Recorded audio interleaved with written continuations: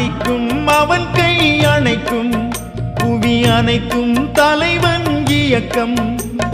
தலைவன் அணைத்தால் சிரிக்கின்றான், தலைவன் அணைத்தால் சிரிக்கின்றான், தன்னை அடித்தால் பழிக்கின்றான். இறைவா இறைவா, அன்று கேட்பவன் அரசன் மறந்தால் நின்று கேட்பவன் இறைவன்.